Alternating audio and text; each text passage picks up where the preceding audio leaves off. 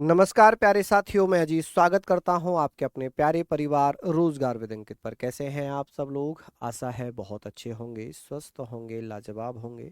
तो जल्दी से लाइव आ जाइए, जुड़ जाइए मेरे साथ। हम लोग यहाँ पर बात करेंगे बौद्ध धर्म की। हम बौद्ध धर्म यहाँ पर पढ़ रहे हैं।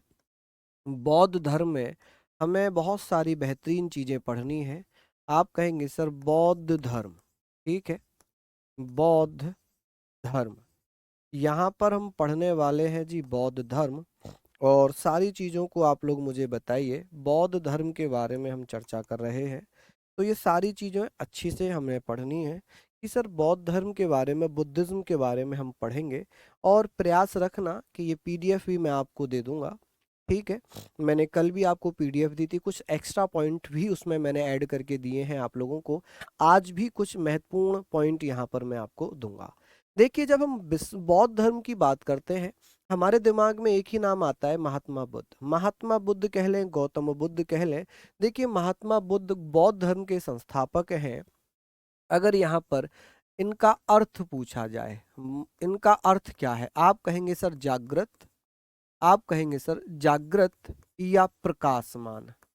जागृत या प्रकाशमान, यानी कि सबको सबको सबको जो है क्या करने वाले? प्रकाश देने वाले, सबको ज्ञान देने वाले। तो ये सारी चीजों को हम पढ़ेंगे। देखिए, महात्मा बुद्ध को हम क्या कहते हैं? इसी कारण इन्हें लाइट ऑफ एशिया कहा जाता है। Light of Asia, light of Asia कहा जाता है। आप कहेंगे सर इन्हें क्या कहते हैं? Light of Asia. अच्छे से सारी चीजें आप पढ़ सकते हैं, लाइट ऑफ एशिया कहते हैं, ठीक है। सफिशियंट है स्नेहा जी, बिल्कुल सफिशियंट है। बस शर्त यह है कि जो मैं आपको दे रहा हूँ पीडीएफ, उसको थोड़ा सा ध्यान से पढ़ना, क्योंकि मैं जीडी के हिसाब से तो करा ही रहा हूँ आपको, लेकिन कुछ महत्वपूर्ण पॉइंट आपको मैं पीडीएफ में भी दे रहा हूँ, है ना। पीडीएफ में भी मैं आपको प्रोवाइड करा रहा हूँ। लाइट ऑफ एशिया किसे कहा जाता है? महात्मा बुद्ध को कहा जाता है। महात्मा बुद्ध का जन्म 583 या 563, आप कहेंगे 563 ईसा पूर्व में लुम्बिनी नेपाल में हुआ था। लुम्बिनी कहाँ पड़ता है? आप कहेंगे सर नेपाल में। कहाँ पर? नेपाल। कि सर महात्मा बुद्ध का जन्म 563 ईसा पूर्व नेपाल के लुम्बिनी नामक गांव में हुआ था, जिनकी मृत्यु 483 बीसी कुशीनगर यूपी में। कुशीनगर यूपी, यानी कि इसे कुशीनारा भी कहते हैं। इसको और क्या कहा जाता है? इसे कुशीनारा के नाम से जानेंगे, कुशीनारा या कुशीनगर के नाम से जानेंगे। इनके बचपन का नाम था सिद्धार्थ। आप मुझे बताइए किसके पिता का नाम सिद्धार्थ था? आप बताएंगे सर किसके पिता का नाम सिद्धार्थ था? पंकज जी 3 या 2 क्वेश्चन आएंगे आपके हिस्ट्री से, ठीक है। अभी तबीयत ठीक है खुशी मेरी बहन? हमने यहाँ पर बात कर ली कि सर सिद्धार्थ जो है, ये बचपन का नाम किसका है? महात्मा बुद्ध के। गौतम बुद्ध का बचपन का नाम था सिद्धार्थ। क्या नाम था? सिद्धार्थ। चलिए, हम यहाँ पर बात करेंगे कि सर पिता का नाम क्या है? शुद्धोधन। क्या नाम है? शुद्धोधन। ये शुद्धोधन साक्य गणराज्य के प्रधान थे। कौन थे? साक्य गणराज्य से संबंध था। तो महात्मा बुद्ध का संबंध किससे है? साक्य गणराज्य से। आप कहेंगे सर साक्य गणराज्य से महात्मा महात्मा बुद्ध का संबंध है, या महात्मा बुद्ध के जो पिता थे वो साक्य गणराज्य के प्रधान हुआ करते थे, ठीक है। बात आती है कि सर इनकी माता का नाम था महामाया देवी, ठीक है। महामाया या माया देवी ये कोलिय गणराज्य की माता, मतलब कन्या थी।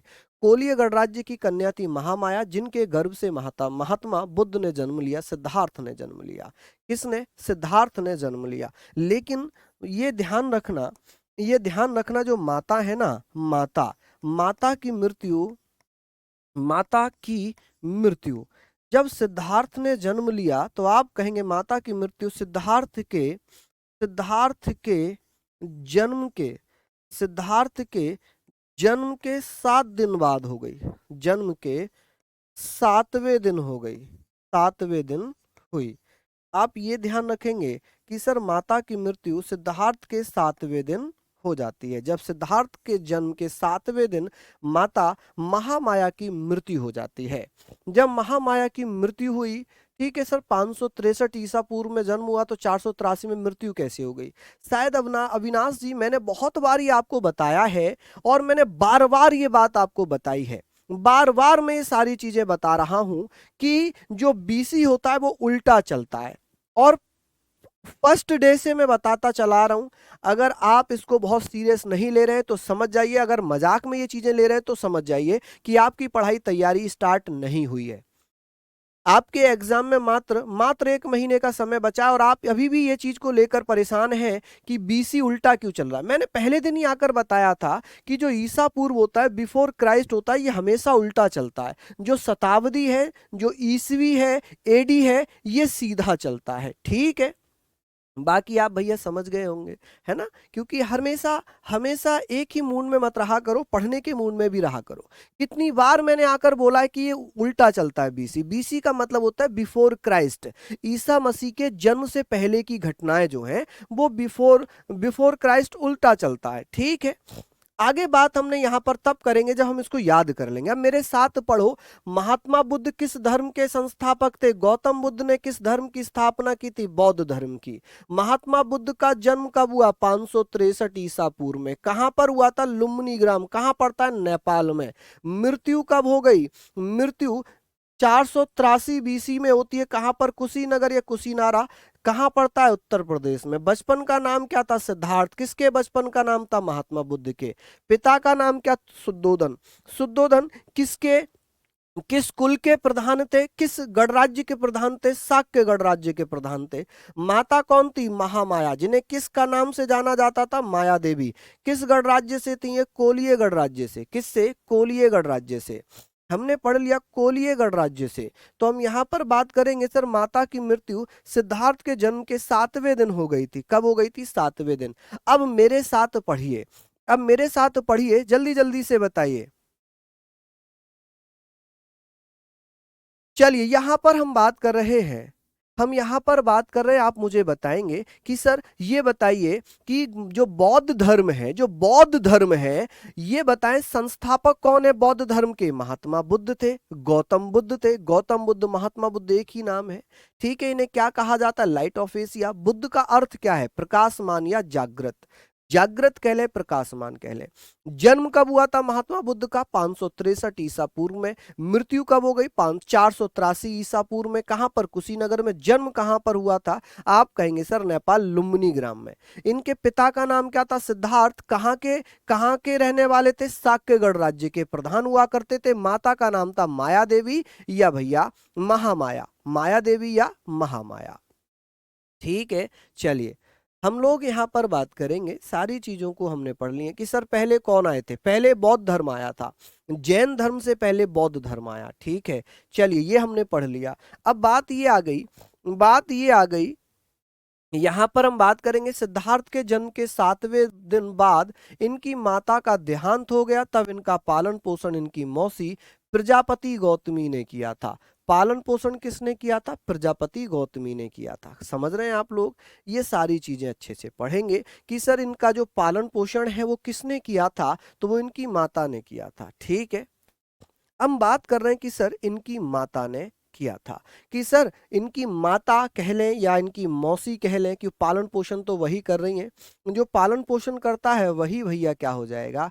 आप जल्दी जल्दी से पढ़िए कि सर जो महात्मा बुद्ध की जो माता है उनका नाम क्या है? उनकी माता का नाम है महामाया, जिन्हें माया देवी कहते हैं। ठीक है, जिन्हें माया देवी कहते हैं, कोलिय गणराज्य की थी। ठीक है, सिद्धार्थ के 7वें दिन जब उनका जन्म हुआ तो उसके 7वें दिन बाद इनकी माता की मृत्यु हो जाती है। फिर पालन पोषण उनकी मौसी ने किया था, प्रजापति गौतमी ने।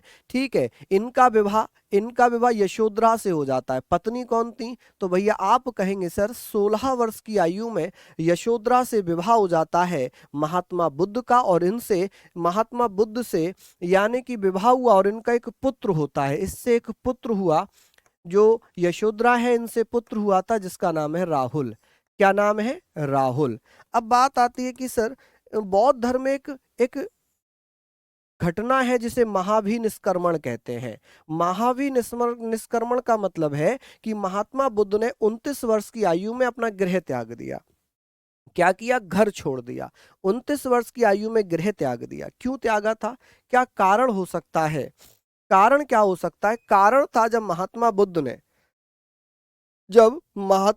ने 4 दृश्य देखे थे। सबसे पहले बूढ़ा आदमी देखा जो अपने बुढ़ापे से परेशान था। जब महात्मा बुद्ध, जब वो सिद्धार्थ थे, अपने पूरे पूरे रथ के साथ यानी कि अपने साजो समाज के साथ बाहर निकले, रथ वगैरह में चल रहे थे, घूम रहे थे अपने साम्राज्य में। जब उन्होंने 4 दृश्य देखे तो उनका दिल विचलित हो उठा।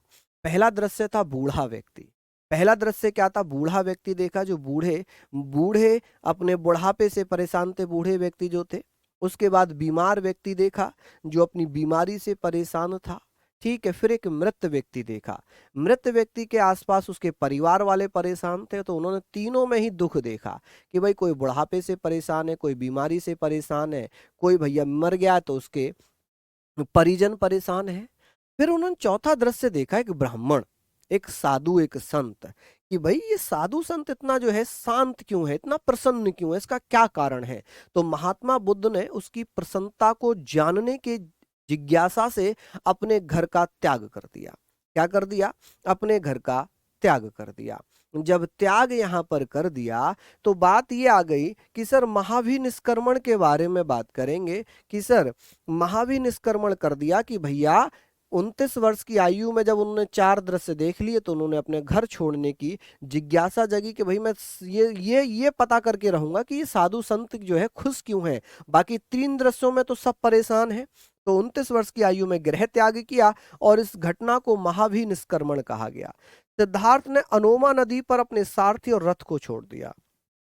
जब सिद्धार्थ गृह त्याग कर रहे थे तो वो अनोमा नदी पर आए, और जब अनोमा नदी के किनारे पर आए तो उन्होंने कहा कि भाई अब मुझे रथ की और मेरे सारथी की आवश्यकता नहीं है, अब आप जाओ, अब आप वापस जाओ, अब मैं अपने आप ही अपने अपने जो मन की जिज्ञासा इसकी खोज में मैं अकेला ही जाऊंगा, आप अब वापस चले जाओ। क्या कर लो? वापस चले जाओ। तो महात्मा बुद्ध जो पहले सिद्धार्थ थे, इन्होंने अपना सारथी और अपना घोड़ा कहाँ छोड़ा था? अनोमा नदी के किनारे पर। किसके किनारे पर? अनोमा नदी के किनारे पर छोड़ दिया था। ठीक है जी, समझ गए? समझ गए भैया? यहाँ पर अब बात आती है सिद्धार्थ के जन्म के 7वें दिन बाद किसकी मृत्यु हो गई थी? महात्मा बुद्ध की माता की। क्या नाम था? माया देवी। पिता का नाम क्या था? पिता का नाम क्या था? आप कहेंगे सर क्या नाम था? शुद्धोधन। कौन थे? साक्यगढ़ राज्य के प्रधान हुआ करते थे। पत्नी का नाम क्या? यशोधरा। 16 वर्ष की अवस्था में 16 वर्ष की अवस्था में शादी हो जाती है, पुत्र प्राप्त होता है राहुल। महाविनिष्क्रमण जो घटना है बौद्ध धर्म में, वो जो महात्मा बुद्ध ने अपना गृह त्याग किया था उस घटना को कहते हैं। 29 वर्ष की आयु में गृह त्याग कर दिया था। 29 वर्ष की आयु में गृह त्याग कर दिया था। सिद्धार्थ ने अनोमा नदी पर अपने सारथी और किसको? रथ को छोड़ दिया। किसको छोड़ दिया? साउंड कम आ रहा है क्या? साउंड कम आ रहा है क्या? देखो भाई साउंड कम है क्या? हाँ जी, चलिए बहुत बढ़िया, ये सारी चीजें आपने लिखनी है। आगे बात करते हैं। ये 4 दृश्य मैंने आपको बताए, 4 दृश्य जिनके कारण सिद्धार्थ सन्यासी बनने की तरफ चल पड़े। बूढ़ा व्यक्ति देखा, बीमार व्यक्ति देखा, मृत व्यक्ति देखा, सस्या मतलब जो अर्थी होती है, सन्यासी देखा। और भैया ज्ञान की खोज में सिद्धार्थ सबसे पहले कहाँ पहुंचे? वैशाली। कहाँ पहुंच गए? वैशाली पहुंच गए। वैशाली में वो एक पुरुष से मिले, एक महान हस्ती से मिले जिन्हें अलार कलाम के नाम से जानते हैं। अलार कलाम से महात्मा बुद्ध कहाँ मिले हैं? वैशाली में। कहाँ पर मिले? वैशाली में। तो महात्मा बुद्ध के जो पहले गुरु थे वो सांख्य गुरु बने। सांख्य का उन्होंने ज्ञान दिया, अलार कलाम मिले। ठीक है, उसके बाद वो राजगीर गए। कहाँ पहुंचे? वैशाली से वो राजगीर जाते हैं, बिहार में है वैशाली भी और राजगीर भी। राजगीर पहुंचते और वहां पर रुद्रक रामपुत्र से मिले। रुद्रक रामपुत्र से मिले और इन्हें अपना दार्शनिक गुरु बना लिया। इन्हें अपना दार्शनिक गुरु बनाया। बृहस्पति को क्या बनाया? इन्हें अपना क्या बना लिया? गुरु बनाया। क्या बना लिया? गुरु। ये भी कौन बन गए? गुरु। तो पहले गुरु कौन थे? अलार कलाम थे। दूसरे गुरु कौन थे? रुद्रक रामपुत्र थे। कौन थे? रुद्रक रामपुत्र। चलिए ये सारी चीजें आप लोग लिखिए।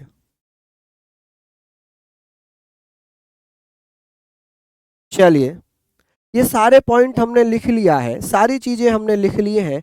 हम लोग यहाँ पर बात करेंगे कि सर ज्ञान की खोज में सिद्धार्थ सर्वप्रथम कहाँ पहुंचे थे? वैशाली। और वहां किससे मिले थे? अलार कलाम से। अलार कलाम ने सिद्धार्थ को ज्ञान दिया।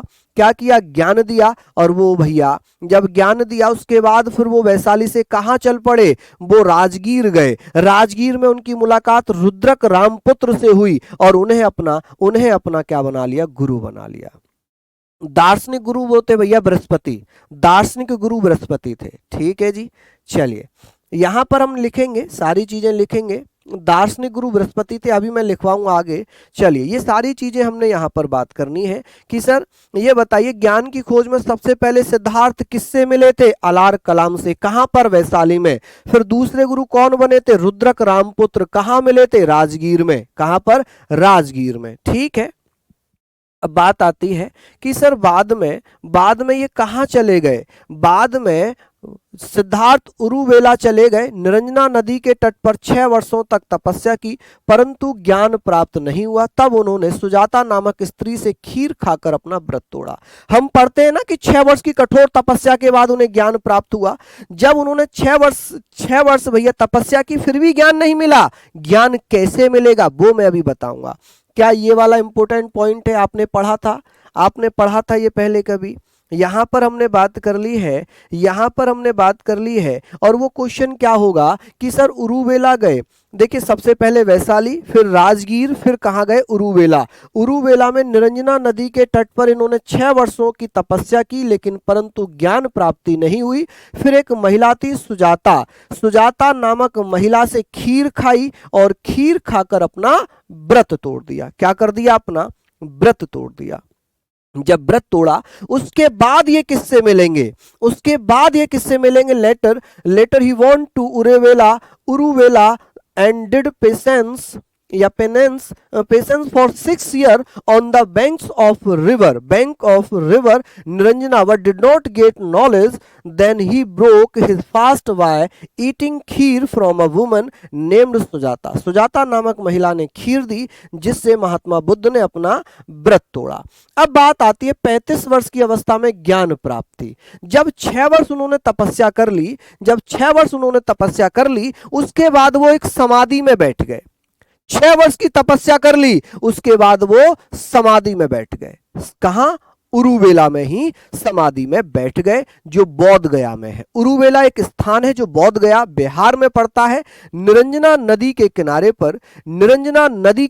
पर पीपल वृक्ष के नीचे वो बैठ जाते हैं। वैशाख पूर्णिमा का दिन होता है और जब वो अपनी समाधि में बैठते हैं तो समाधि लिए हुए उन्हें 49 दिन होते हैं। 49वें दिन 49th डे उन्हें ज्ञान प्राप्त हो जाता है। मतलब 6 वर्ष की कठोर तपस्या पहले कर ली, फिर वो समाधि में बैठे। किस में बैठ गए, वो समाधि में बैठ गए। और जब वो समाधि में बैठे थे तो 49 दिन के बाद उन्हें 49वें दिन बोध ज्ञान प्राप्त हुआ, दिव्य ज्ञान प्राप्त हुआ और तब वो बुद्ध कहलाए। सिद्धार्थ से वो क्या बन गए, बुद्ध बन गए।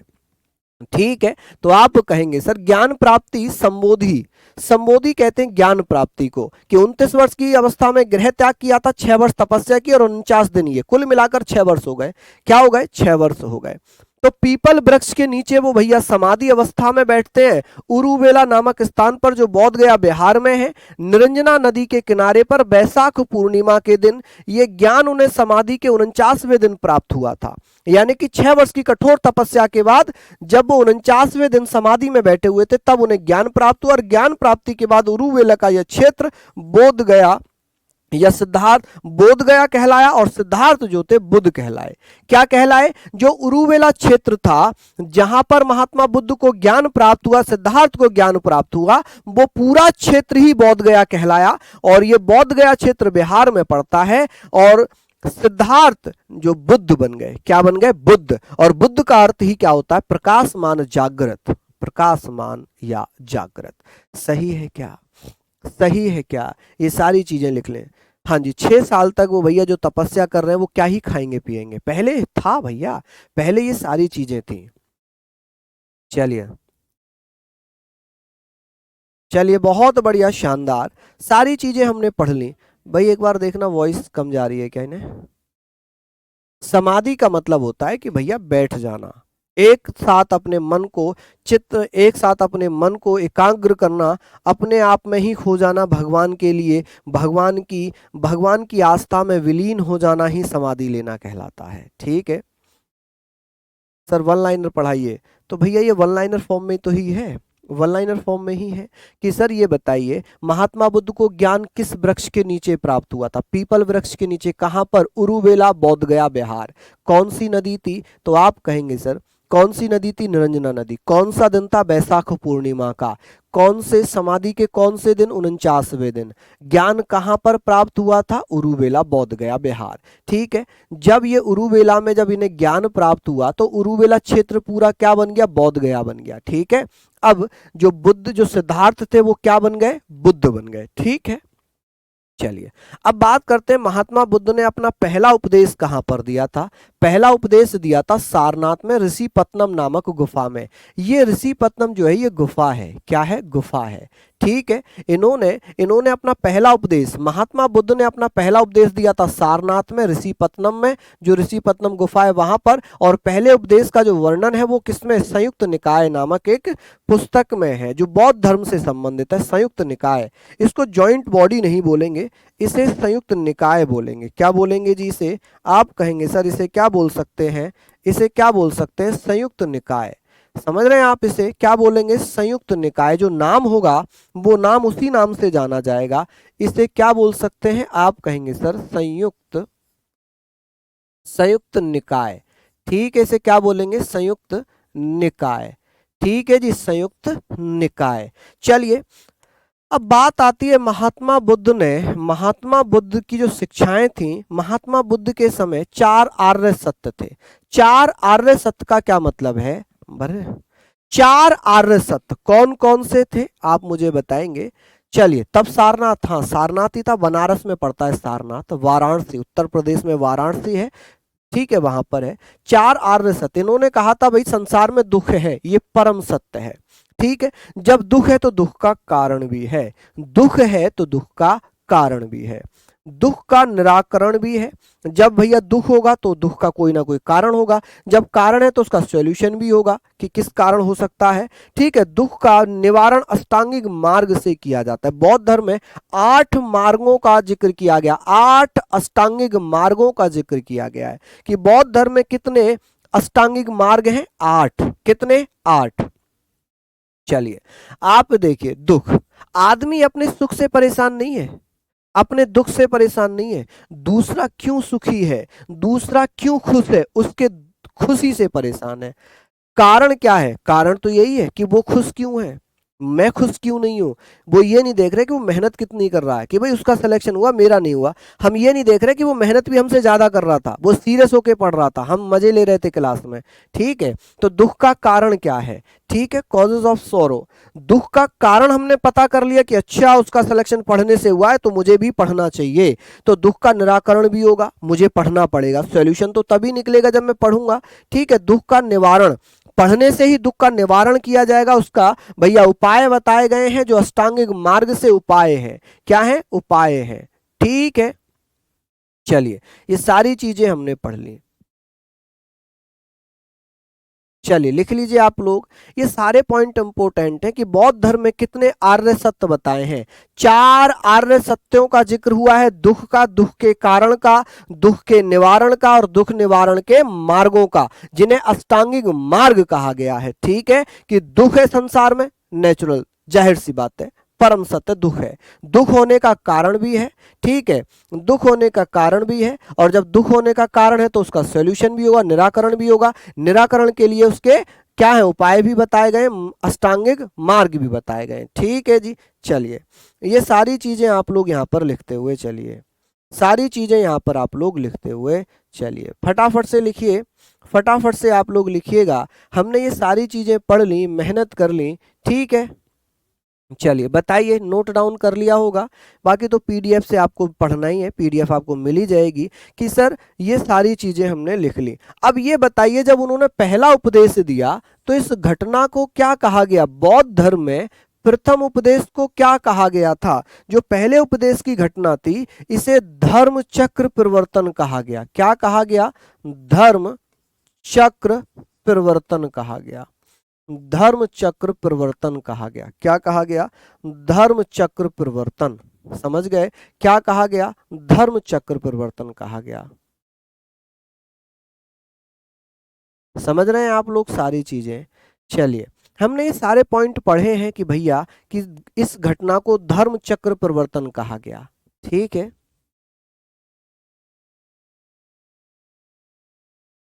बताइए।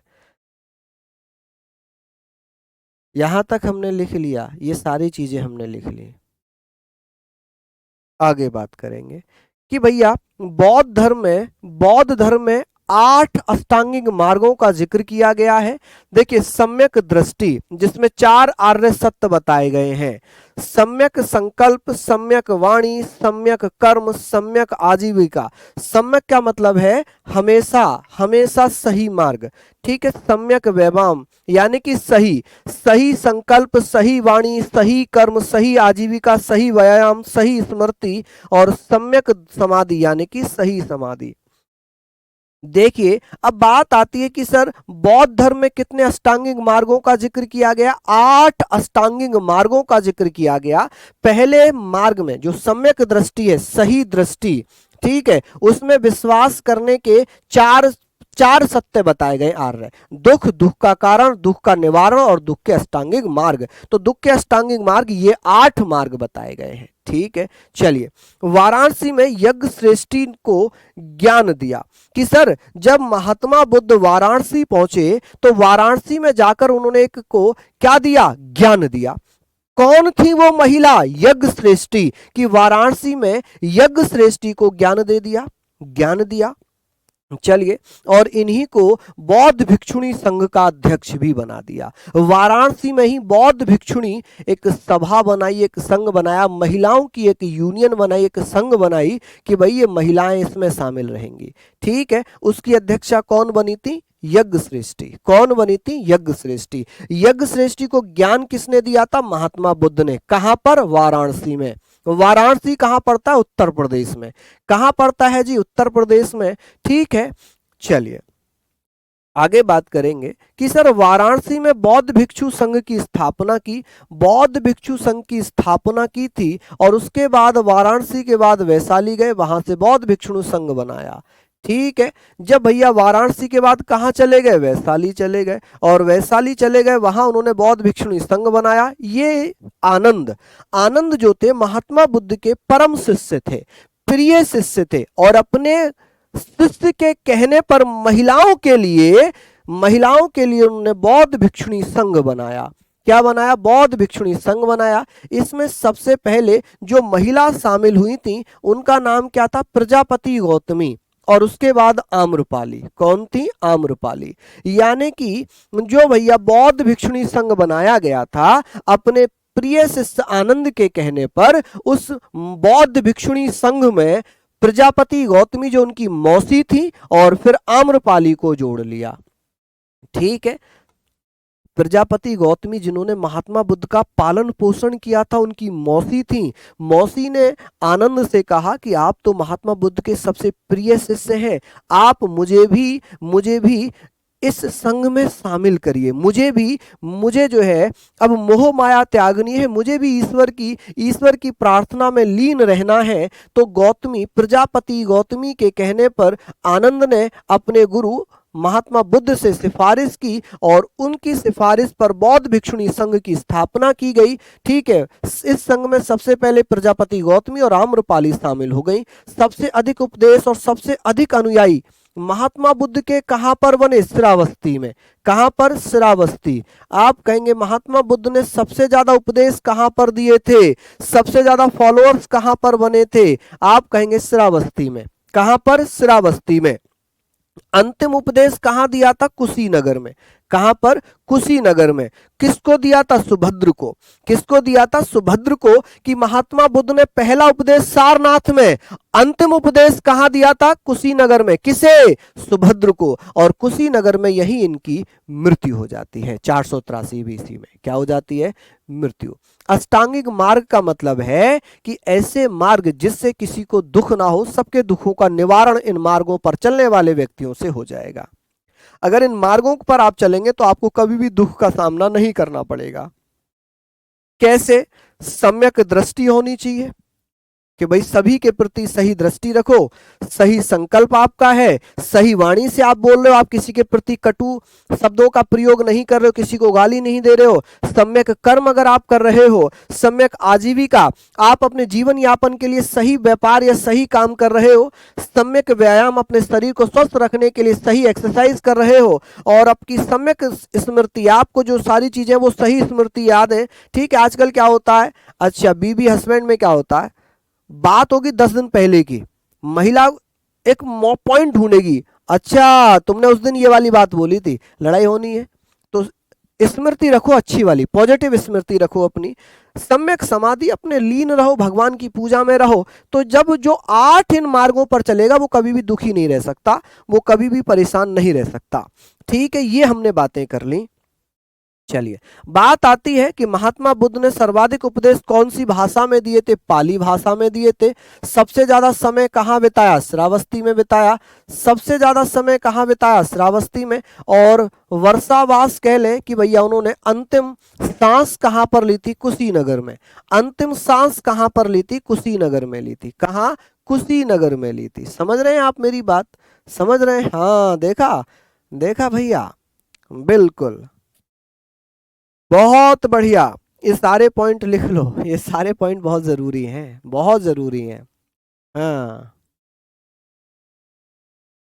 चलो शानदार।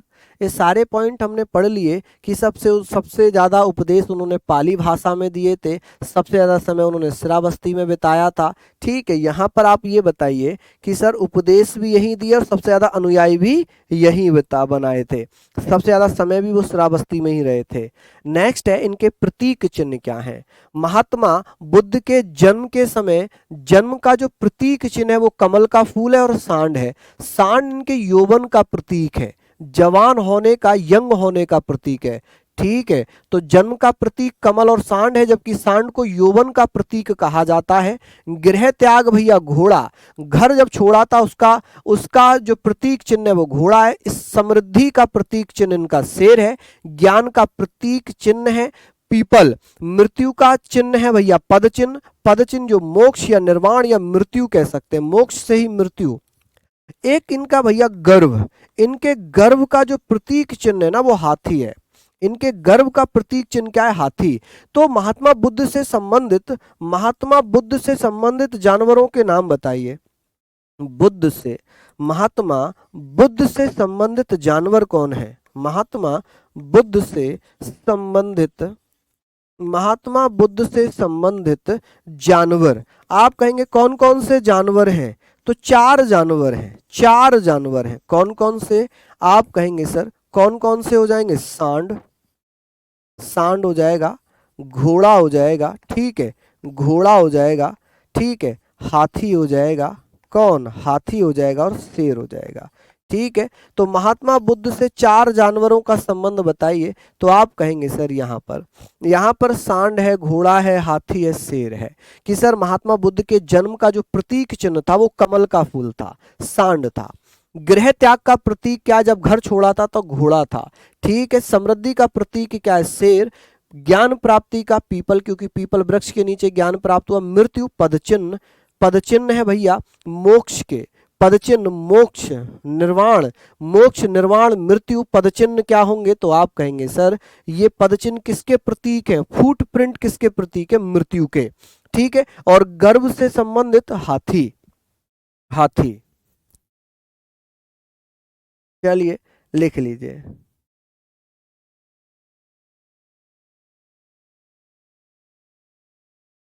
चलिए बहुत बढ़िया,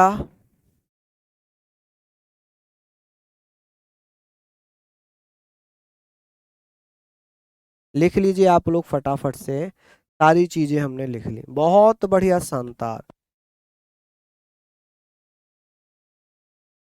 बहुत बढ़िया, बहुत बढ़िया। ये सारे पॉइंट आप लिखिए बढ़िया, जल्दी जल्दी से, अच्छे अच्छे से। मन तो लगाना पड़ेगा, मन तो लगाना पड़ेगा, जल्दी से लिख लो भैया।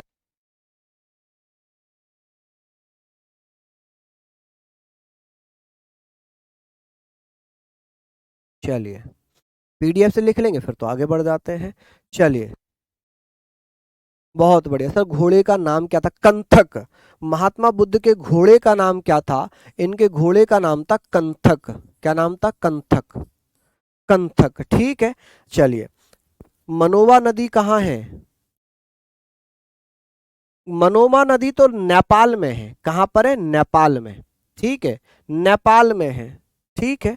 चलिए, अब बात करते हैं कि सर महात्मा बुद्ध, देखिए बौद्ध साहित्य, बौद्ध साहित्यों को त्रिपिटक में बताया गया। त्रिपिटक, एक तो विनय पिटक था, एक सुत्त पिटक था, एक अभिधम्म पिटक। ये जो विनय पिटक है ये इनके उपाली शिष्य हुआ करते थे, जिसमें बौद्ध धर्म के नियमों का वर्णन है। सुत्त पिटक आनंद से संबंधित है, जिन्होंने बौद्ध धर्म में महात्मा बुद्ध के उपदेशों का वर्णन सुत्त पिटक में किया है। अभिधम्म पिटक मोगली थे, जो शिष्य थे मोगली, उनसे संबंधित है। बौद्ध धर्म में त्रिरत्न हुए हैं, बौद्ध धम्म संघ। बौद्ध धर्म के त्रिरत्न कौन कौन से हैं? 3 त्रिरत्न है, बौद्ध धम्म संघ। ठीक है कि सर बौद्ध साहित्यों को त्रिपिटक के रूप में जाना गया, विनय पिटक, सुत्त पिटक और अभिधम्म पिटक। ठीक है, ये तीसरे अभिधम्म पिटक तीसरी संगति में लिखा गया है। तीसरी जो बौद्ध संगति हुई थी, अभी संगतियां भी करनी है हमें, संगतियां भी पढ़नी है कि सर बौद्ध साहित्यों को हमने क्या कहा था? बौद्ध साहित्यों को हमने त्रिपिटक कहा था। त्रिपिटक जिसमें विनय पिटक, सुत्त पिटक, अभिधम्म पिटक। विनय पिटक में क्या लिखा है? आप कहेंगे सर महात्मा बुद्ध के जो बौद्ध संघ है, बौद्ध संघ के नियम दिए कि क्या क्या रूल्स होने चाहिए बुद्धिस्ट संघ के। ठीक है। सुत्त पिटक में क्या लिखा है? महात्मा बुद्ध के उपदेश दिखिए लिखे हुए हैं। ठीक है, आप कहेंगे सर महात्मा बुद्ध के उपदेश कह सकते हैं, सरमोन्स ऑफ महात्मा बुद्ध कह सकते हैं, टीचिंग्स ऑफ महात्मा बुद्ध कह सकते हैं। ठीक है। अभिधम्म पिटक मोगली पुत्र शिष्य से संबंधित है, आप कहेंगे मोगली शिष्य से संबंधित है। नेक्स्ट है कि भैया बौद्ध धर्म में संगतियां, बौद्ध धर्म में संगति होती है 483 बीसी राजगृह में। कहां पर? राजगृह में। राजगृह अजात शत्रु, राजगृह भैया उस समय अजात शत्रु था, बिंबिसार का बेटा अजात शत्रु के समय में राजगृह में पहली बौद्ध संगति होती है, जब महात्मा बुद्ध की मृत्यु हो गई थी। ठीक है, उस वर्ष 483 बीसी राजगृह में अजातशत्रु के शासनकाल में, जिसका अध्यक्ष था महाकश्यप। कौन था? महाकश्यप। दूसरी होती है, ये बीसी है, ये क्या है? बीसी। ठीक है जी, ये बीसी हो जाएंगे। कहीं तो 251 है, कहीं 255 है। ठीक है, कहीं तो 251 बीसी है, कहीं 255 बीसी है। कि सर 483 बीसी राजगृह में अजातशत्रु के शासनकाल में ये हर्यक वंश का था। महाकश्यप उस समय कौन था? अध्यक्ष बना। दूसरी 383 बीसी वैशाली में होती है, कालाशोक उस समय राजा हुआ करता था। कौन? कालाशोक उस समय राजा हुआ करता था। सावक मीर उसका अध्यक्ष बनता है। सावक मीर कौन बनता है? अध्यक्ष बनता है। तीसरी बौद्ध संगति 251 बीसी में या 255 बीसी में पाटलिपुत्र में। उस समय राजा था अशोक, मौर्य वंश का राजा था अशोक। मोगली पुत्र तिस्य इस समय क्या बनता है? मोगली पुत्र तिस्य क्या बन जाता है? अध्यक्ष बन जाता है। चौथी कहां पर होती है? पहली शताब्दी में। पहली शताब्दी 78 बीसी कह सकते हैं, 78 ईस्वी में, 78 एडी कह ले, ईस्वी कह ले। पहली शताब्दी कुंडलवन जम्मू कश्मीर में है। राजा हुआ करता था कनिष्क, और यहाँ पर भैया अध्यक्ष थे वसुमित्र, उपाध्यक्ष थे अश्वघोष। कौन थे? अश्वघोष, जिन्होंने कुमार चरितम लिखा था। या आप कहेंगे कुमार चरितम तो कालिदास का, इन्होंने क्या लिखा है? इन्होंने अश्वघोष ने क्या लिखा है? शूद्रक। अश्वघोष, बताइए। हाँ जी, बहुत बढ़िया। चलिए, अब बात आ रही है जी, बात आ रही है, शूद्रक लिखा है अश्वघोष ने। पांचवी बौद्ध संगति का आयोजन हुआ 1871 में मांडले म्यांमार में। कहां पर? मांडले म्यांमार में। और उस समय राजा हुआ करता था मिल्डेन। कौन था? मिल्डेन या मिल्डन। एक राजा था म्यांमार का मिल्डन जो मांडले में पांचवी बौद्ध संगति होती है 1871 में। प्लीज लिख लीजिए, प्लीज जल्दी से नोट डाउन करिए। हालांकि ये तो सभी आपने लिखी हुई हैं, आपको सारी चीजें पता हैं, सारी चीजें आपको पता हैं, इनको आप लोग लिख लीजिए, फटाफट से नोट डाउन कर लीजिए। ठीक है, ठीक है जी, बहुत बढ़िया। चलिए, बहुत शानदार, लाजवाब। यहाँ पर हम लोग बात कर रहे हैं आप लोग आ जाइए, अच्छे से सारी चीजें पढ़िए। ठीक है, बढ़िया है। बौद्ध बौद्ध धर्म में प्रवेश करने वाली पहली महिला कौन थी? पहली महिला थी प्रजापति गौतमी, उनकी खुद की मौसी। ठीक है। हाँ, लेकिन ज्ञान जिस महिला को दिया था वो थी यज्ञ श्रेष्ठी। किसको दिया था? यज्ञ श्रेष्ठी को दिया था। चलिए, हमने ये भी लिख लिया, अच्छे से पढ़ लिया। आगे बात करें। यहाँ तक हमने पढ़ लिया, इसको नोट डाउन कर लिया, आप लोग बताएं। अब नेक्स्ट आता है कि महात्मा बुद्ध के गुरु। चलिए देखिए, यहाँ पर हमने बात करनी है महात्मा बुद्ध के गुरु अलार कलाम, जिन्होंने महात्मा बुद्ध को सांख्य दर्शन का ज्ञान दिया। सांख्य दर्शन किसने लिखी थी? कपिल मुनि ने लिखी थी। रुद्रक रामपुत्र ने योग दर्शन दिए, योग दर्शन का बताया कि सर योग दर्शन का ज्ञान महात्मा बुद्ध को किसने दिया था? रुद्रक रामपुत्र ने। बृहस्पति ने भैया वैदिक दर्शन के ज्ञान दिया, वैदिक दर्शन कह ले। ठीक है, वैदिक दर्शन का ज्ञान किसने दिया था? बृहस्पति ने। बृहस्पति ने महात्मा बुद्ध को कौन सा ज्ञान दिया? वैदिक दर्शन का। रामपुत्रक रुद्रक रामपुत्रक ने किसका? रुद्रक रामपुत्रम या रामपुत्रक, इन्होंने योग दर्शन का ज्ञान दिया और सांख्य दर्शन का ज्ञान अलार कलाम ने दिया। ये कहां पर मिले थे? वैशाली में। ये कहां पर मिले थे? राजगीर में। कहां पर मिले थे? राजगीर में। संगति का मतलब होता मीटिंग्स, कि इनकी मीटिंग्स कब कब हुई हैं, मीटिंग्स कब कब हुई हैं। चलिए, एक बहन कह रही है सर अचानक से इतनी बड़ी आंखें ना किया करें। हैं, आंखें बड़ी हो जा रही है मेरी? कितनी बड़ी आंखें हो गई? डर गए आप बेटा? डर गए? आपको राक्षस दिखाई नहीं दे रहा? राक्षस हाँ, ऐसे ऐसे आप डर गई हैं मेरी प्यारी बहन। पढ़ लो, बहुत तेज घूंसा पड़ेगा, बहुत तेज घूंसा नाक पे, यहाँ पड़ेगा यहाँ। चलिए, आप सब बहुत प्यारे भाई बहन हैं मेरे, बहुत मेहनत कर रहे हैं और ये मेहनत जो है आपको ज़रूर मिलेगी। ये ज़रूर मेहनत आपको आपको मिलेगी, ये मेहनत आपको ज़रूर सफल बनाएगी। चलिए, बहुत बढ़िया, शानदार शानदार। तो ये सारी चीज़ें आपने पढ़ ली। ये बुक के बारे में क्या कह रहे हैं कि बुक ऑर्डर की थी अभी तक नहीं आई। देखिए, जिनकी बुक नहीं आई है आ जाएगी, परेशान मत हुआ करो, है ना। थोड़ा सा एड्रेस आपका ऐसा होता है ना, कभी कभी जब हम बात करते हैं ना तो वो कहते हैं कि किसी का एड्रेस कैसा है, किसी का बहुत दूर है, कोई फ़ोन नहीं उठाता है ना, कोई ओटीपी बताकर भी क्लास के वो लेने नहीं आता, फिर बाद में परेशान होते हैं कि हमने तो ओटीपी दे दिया था, हमारी किताब नहीं आई। भाई जब आपने ओटीपी दे ही दिया तो उसका मतलब ये तो क्लास बुक डिलीवर हो गई, आप ओटीपी दे ही क्यों रहे हैं? इतने पढ़ लिखने के बाद भी अगर ओटीपी दे रहे हैं तो फिर आप, फिर समझदारी कहाँ है? आपके हाथ में जब किताब आ जाए तब ओटीपी दो किसी को, है ना। फ्रॉड आजकल तभी तो होता है, पहले ओटीपी दे दिया। क्यों इतना भरोसा करना किसी पे?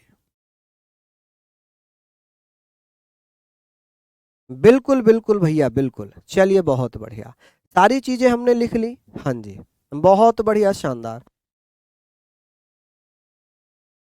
चलिए, बहुत बढ़िया। यहाँ पर हम बात कर रहे हैं सारी चीजों के बारे में कि महात्मा बुद्ध के गुरु कौन थे? अलार कलाम। कौन सा ज्ञान दिया था? सांख्य दर्शन का। ठीक है, और फिर योग दर्शन का ज्ञान किसने दिया था? रुद्रक रामपुत्र ने। फिर भैया वैदिक दर्शन का ज्ञान किसने दिया था? आप कहेंगे सर किसने दिया था? बृहस्पति ने। चलिए, अब ये भैया कुछ वास्तुकला से संबंधित चीजें हैं कि बौद्ध धर्म से संबंधित जैसे लद्दाख में कौन कौन से बौद्ध मठ हैं? जैसे हेमिस मठ है, टिक्से मठ है, ये कहाँ पर है? बौद्ध धर्म में। देखिए, बौद्ध मठ की बात हो रही है, लद्दाख में हेमिस मठ है, ठिस्के मठ है, सिक्किम में रूमटेक मठ है, लिंगडम मठ है, हिमाचल प्रदेश में ताबो है, ससूर है, या भैया आप कह सकते हैं मेकलोडगंज है। ठीक है, जो धर्मशाला में पड़ता है, की गोपा है, नाको है, ये बौद्ध मठ है। अरुणाचल प्रदेश में तमांग मठ है, सबसे बड़ा मठ, सबसे बड़ा मठ बौद्ध धर्म से संबंधित कहाँ पर है? अरुणाचल प्रदेश में। क्या नाम है? तमांग मठ। देखिए, हेमिस मठ ज्यादा पूछा जाता है, रूम टेक मठ बहुत ज्यादा पूछा जाता है, और भैया यहाँ पर तमांग मठ पूछा जाता है। कर्नाटक में कौन सा? बेलकुप्पे मठ, और पश्चिम बंगाल में घूम मठ। कौन सा? घूम मठ। ये तो आपके हो गए मठ। ठीक है, ये क्या हो गए? मठ। चलिए ये हमने यहाँ पर पढ़ने हैं। अभिषेक जी आप अपनी ऑर्डर आईडी दे दीजिए, एक बार ऑर्डर आईडी अपनी दे दीजिए, ठीक है। हाँ, अगर एक बार ऑर्डर आईडी आप दे देंगे तो आपकी किताब का पता चल जाएगा जी कहाँ पर है, उससे उससे हम ट्रेस करवाएंगे, है ना। जिसकी भी बुक अभी नहीं पहुंची है वो अपनी अपनी ऑर्डर आईडी दे सकते हैं। सभी की ऑर्डर आईडी लेनी है ना। चलिए जिनकी बुक नहीं पहुंची है वो अपनी ऑर्डर आईडी दे दीजिए।